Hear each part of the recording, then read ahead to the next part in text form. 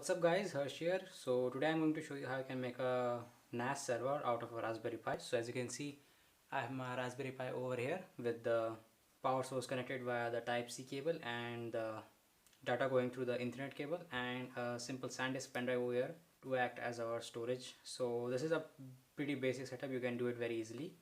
So without further ado, let's get started.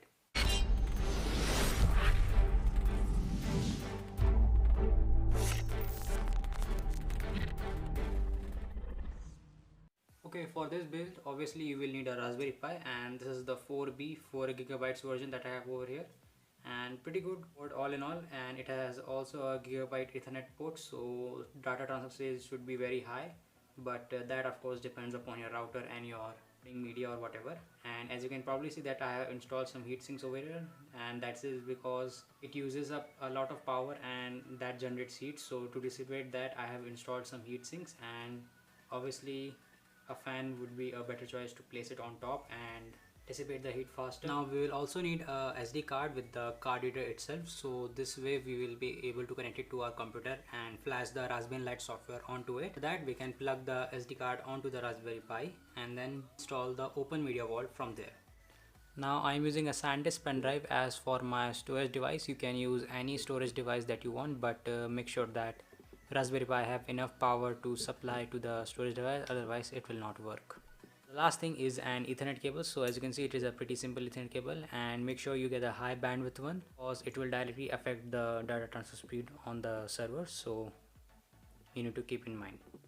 Okay, so the first step is to download the Raspberry Pi imager. So this is the imager that I am using. It is the version 1.5. I have given the link in the description, you can check that out. So first of all, let's insert our SD card into the computer and then choose our OS, and for this we are going to first format the card so that we can have a fresh install. So I will click on erase and then choose my SD card. As you can see, this is the only SD card that is mounted, and click on write, and this will automatically erase the contents of the SD card and write it to the FAT32 format. So as you can see, it has been now erased. Now we can click on continue and pull the card out of the computer and put it back in. So as you can see, now we have a fully formatted SD card. Now we have to install the Raspberry Lite software onto the SD card. So we'll click on the operating system, and there are some options available over here. So if you click on the Raspberry Pi OS, it will show you the Lite version and the full version. You can either download it from here, or you can go ahead and download it from the site and then click on the use custom option over here. In my case, I have downloaded it from the site, so I will be using the use custom option. So just click on that and then find your Raspberry Lite zip file that you have downloaded from the website, and then again choose the SD card, which is the same in this case. So this is the one, and click on write, then click on yes, and this will write the Raspberry Lite OS onto the SD card.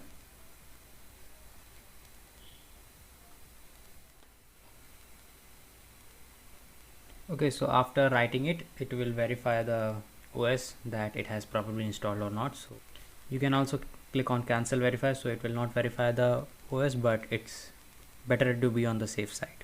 After a successful writing, you will get this message, so you can click on continue and then close the Pi imager because we don't need that anymore. Now what you have to do is take your SD card out and put it back in, and now your SD card will be shown over here, as you can see. So just click on it. Now what you have to do here is right click over here and go to new and create a text document named SSH, and then remove the .txt extension from here so that it is a file named SSH, and then press enter. Those will give you a warning saying that it might be unusable or whatever, so just click on yes.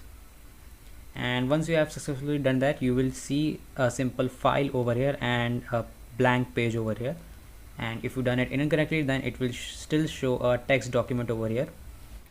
So now you can remove the SD card from your computer or laptop and plug it into Raspberry Pi and connect it to your Wi-Fi router. Okay, so now you can go ahead and connect your Raspberry Pi to your Wi-Fi home router or your home network. So I am going to use the simple LAN cable to connect it to the LAN cable of the Raspberry Pi. So this end will go into here and the other end will go to the Wi-Fi router. and as you can see there are a total of 4 ports that you can connect from. You can choose any one of them, so it doesn't matter what you choose. And then you can plug in your storage media via the USB ports, so just like so. Once it's done, you can grab your USB-C cable and connect it to the USB-C to power up our Raspberry Pi. Now once the setup is done, we can go ahead and switch on our Wi-Fi router and power up our Raspberry Pi. After the connection, all you have to do is just log into your router. Now all you have to do is just go to device info and click on DHCP. Now from here you can find out your Raspberry Pi IP address. So in my case it is 192.168.1.2. So we are going to use this address to connect to our Raspberry Pi and control the Raspberry Pi.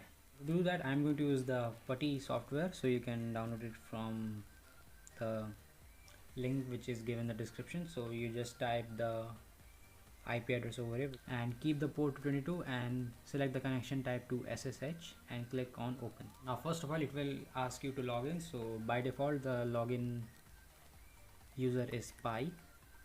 After doing that, press enter and then type the password, which will be raspberry, then press enter. And once it's all done, you can see it is Pi at Raspberry Pi, so it is now showing. That means we have a successful SSH connection. Now we will update our Raspberry Pi, so you can do that by just typing this command, which is sudo apt update, and then press enter and it will start working. Now once it's done, you have to type the second command, which is sudo apt full upgrade, and then it will ask you to continue, so you have to type y and then press enter. So as you can see, it is now working on the update, and once it's done we can reboot our Raspberry Pi. Okay, so once it's done, you can just reboot your Raspberry Pi by typing this command, which is sudo reboot.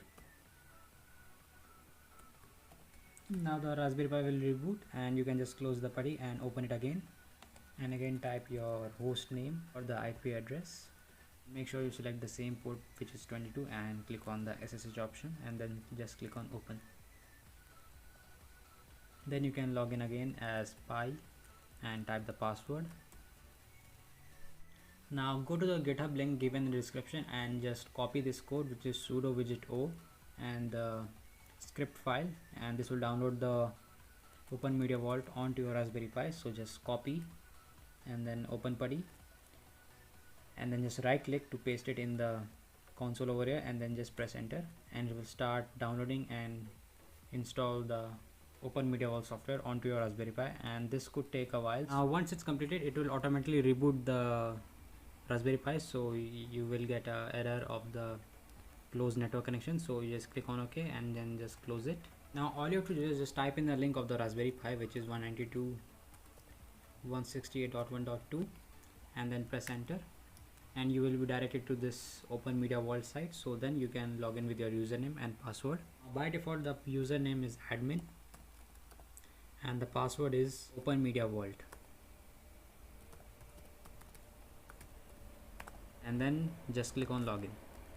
Now what you have to do is click on this home icon over here and go to file systems, and once you are here you can see your drive, which is currently showing NANA because we have not mounted it yet. So just click on it and just select mount, and this will mount it. So as you can see, it is now mounted and the top yellow bar will appear, and just click on apply and then click on yes, and this will apply the settings. So we are going to create a shared folder, so all you have to do is scroll down on the access right management bar and just click on shared folder, and as you can see we have none right now, so we are going to just click on add,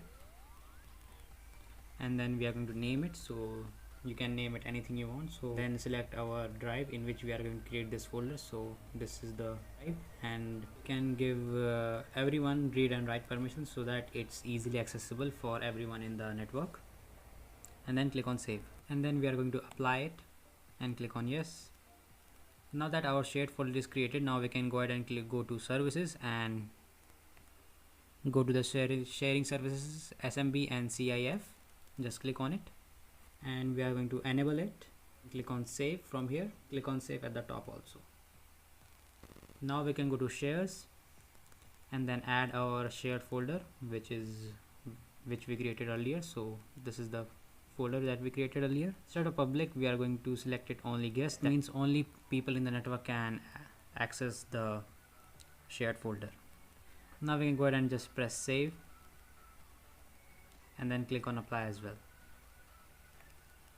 Now we are pretty much set up with at this point, so we can close the browser and just click on leave, and then go to our settings and start setting up our shared folders. So first you have to go to network and internet and go to the sharing options. Now we make sure that the network discovery is turned on and just click on apply save changes or whatever you need to do. So mine is already set it up, so I don't need to do anything.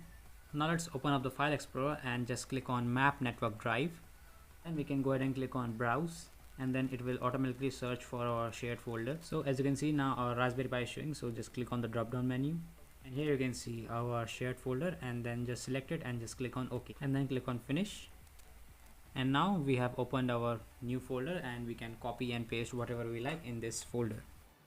So now as you can see, I'm copying a file and I'm getting 5 to 6 megabytes per second of speed, which is good considering I'm connected over Wi-Fi. But it could be higher if I am directly connected to the Wi-Fi router via Ethernet cable, but still this is a pretty good speed, and this could change in your case because it purely depends on the bandwidth of your Wi-Fi and how fast you can transfer data. So thanks for watching this video, and I hope this video helps you a lot in your NAS making. So thanks for watching the video. Please like, subscribe and share. Thank you.